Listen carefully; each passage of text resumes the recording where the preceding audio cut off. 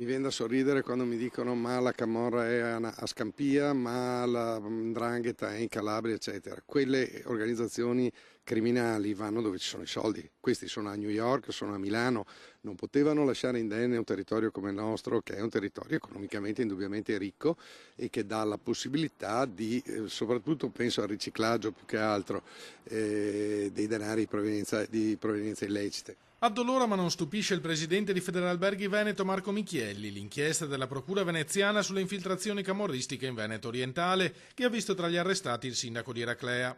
Qui da noi ricorda una storia dalle origini antiche che risale almeno al rapimento Pasti del 1981. Che ci siano interferenze criminali nel nostro mercato è cosa che sappiamo da tempo.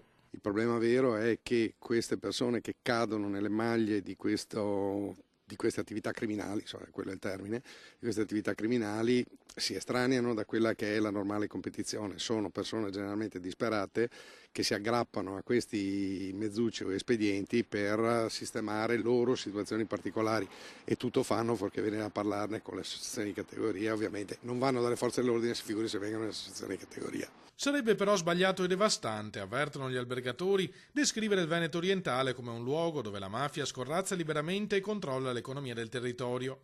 Non ne facciamo una questione di immagine, ma di rispetto per la verità.